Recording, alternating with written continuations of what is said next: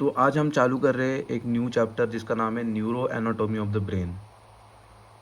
तो इस चैप्टर चालू करने से पहले हम इसका जस्ट ओवरव्यू लेंगे और ओवरव्यू के बाद फिर हम इसके मेन टॉपिक्स पढ़ेंगे।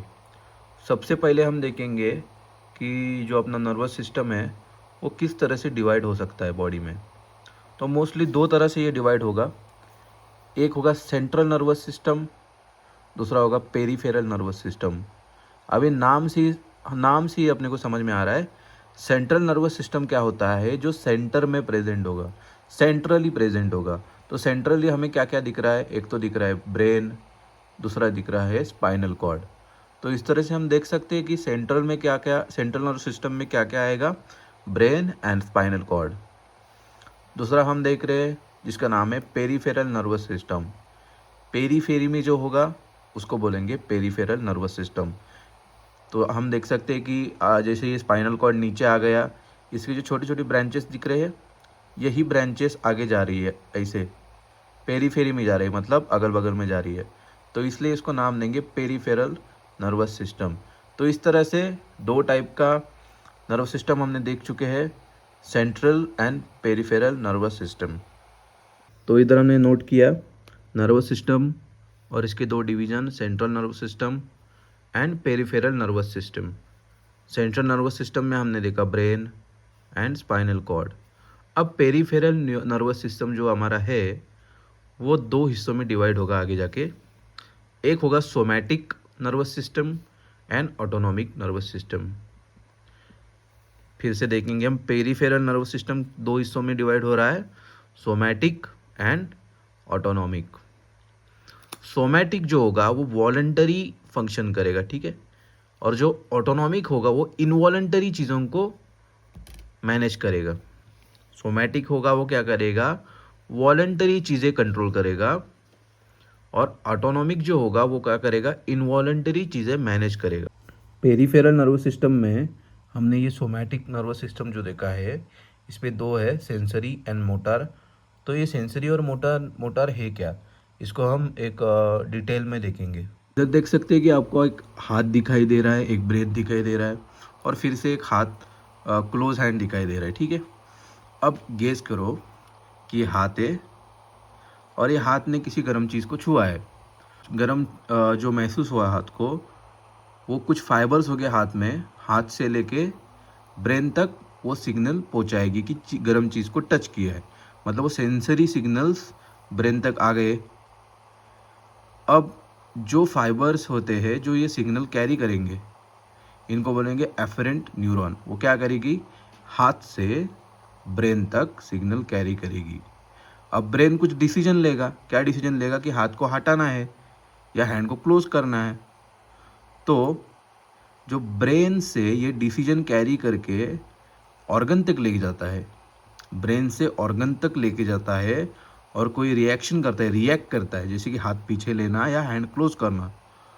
तो इसको बोलेंगे, जो ब्रेन से ऑर्गन तक जाएगा रिस्पॉन्स कैरी करके, उसको बोलेंगे इफरेंट न्यूरॉन। जो ऑर्गन से ब्रेन तक आएगा उसको बोलेंगे एफरेंट न्यूरॉन, और ब्रेन से ऑर्गन तक रिस्पॉन्स कैरी करेगा उसको बोलेंगे इफरेंट न्यूरॉन। तो इफरेंट न्यूरॉन जो होते हैं वो मोटर न्यूरॉन होते हैं, वो एक्शन परफॉर्म करते हैं। और जो एफरेंट न्यूरॉन होते हैं वो क्या करते हैं, सेंस को कैरी करते हैं, जैसे कि कोई चीज़ गर्म है, ठंड है, वो ब्रेन को बताएंगे कि ऐसी ऐसी चीज़ है। अब हम देखेंगे ऑटोनॉमिक। ऑटोनॉमिक का मतलब होता है इनवॉलंटरी।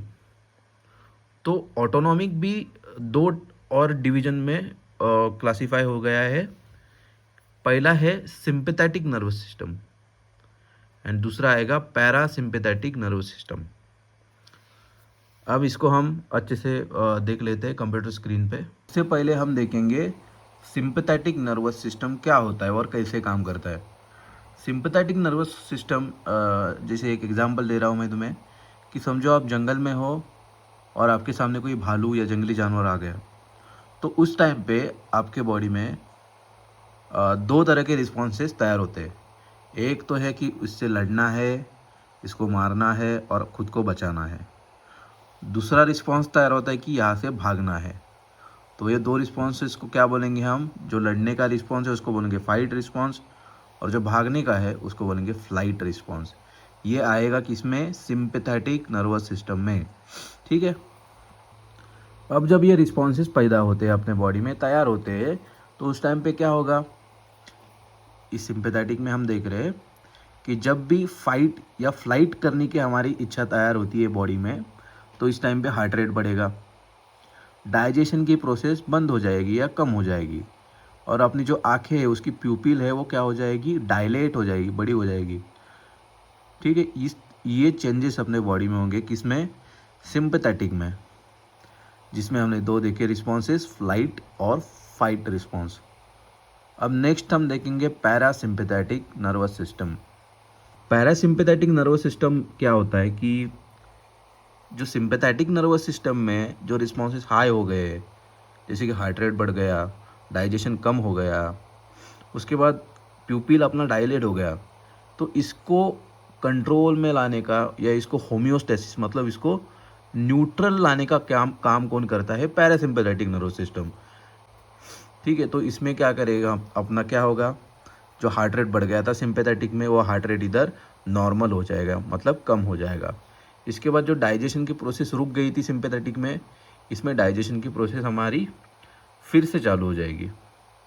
प्यूपिल कॉन्स्ट्रिक्ट हो जाएगा, जो इधर प्यूपिल देख रहे हैं इधर कॉन्स्ट्रिक्ट हो गया, इधर डायलेट हुआ था, बड़ा हुआ था, इधर सिंपैथेटिक में क्या हुआ था, प्यूपिल बड़ा हो गया था, पर पैरासिम्पैथेटिक में क्या होगा, एक नॉर्मल साइज में आएगा, वो कॉन्स्ट्रिक्ट हो जाएगा। तो पैरासिम्पैथेटिक जो चीज़ें नर्वस सिस्टम जो चीज़ें करती है, वो मोस्टली कब होता है, जब हम खाना खाते हैं, तो जो फूड प्रोसेस होता है अपने बॉडी में, तो वो सब पैरासिम्पैथेटिक नर्वस सिस्टम करता है। या जो हम ब्रीथ कर रहे हैं, सांस ले रहे हैं, या अपने को पता नहीं चल रहा ना, इनवॉलंटरी जो भी हो रहा है, ये पैरासिम्पैथेटिक सिस्टम करवा रहा है। इसमें क्या क्या हो रहा है, अपना हार्ट रेट नॉर्मल हो रहा है, डाइजेशन की प्रोसेस हो रही है, और हमारी आँखें जो कॉन्स्ट्रिक्ट रहती है, तो ये सब आता है पैरासिम्पैथेटिक नर्वस सिस्टम में। तो फिर से हम ओवरव्यू ले रहे हैं। Neuro anatomy of the brain हम पढ़ रहे थे, जिसमें पहला पॉइंट हमने पढ़ा था कि नर्वस सिस्टम का ओवरव्यू। नर्वस सिस्टम 2 टाइप में डिवाइड होगी, central nervous system and peripheral nervous system. First will C central nervous system. Central nervous system में क्या क्या आया, ब्रेन आया और स्पाइनल कॉर्ड आया। पेरिफेरल नर्वस सिस्टम में क्या क्या आया, सोमैटिक नर्वस सिस्टम जो वॉलंटरी चीज़ों को कंट्रोल करती है, और ऑटोनॉमिक नर्वस सिस्टम जिसमें इनवॉलंटरी फंक्शंस होते हैं। ठीक है। सोमैटिक नर्वस सिस्टम में जिधर वॉलंटरी चीज़ें होती है, उसमें हमने देखा था एक तो सेंस, किसी भी चीज़ को सेंस करना, टच करने के बाद पता चलना कि ये हॉट है, कोल्ड है, तो सेंसरी में आएगा। और मोटर, जैसे कि हमें चलना है, उठना है, बैठना है, तो ये सब चीज़ें किस में होगी, मोटर का मतलब होता है मूवमेंट, तो ये सब आएंगी सोमैटिक नर्वस सिस्टम में। अब हम देखेंगे ऑटोनॉमिक। ऑटोनॉमिक नर्वस सिस्टम का मतलब है इनवॉलंटरी। इनवॉलंटरी में हमने देखा 2 डिवीजन और हो रही है, सिंपैथेटिक एंड पैरासिम्पैथेटिक।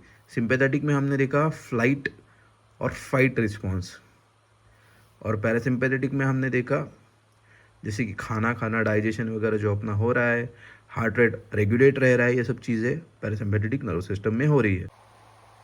तो इस तरह से हमने ये ओवरव्यू ले लिया है इस चीज़ों का। अब नेक्स्ट लेक्चर में हम डिस्कस करेंगे ब्रेन के बारे में।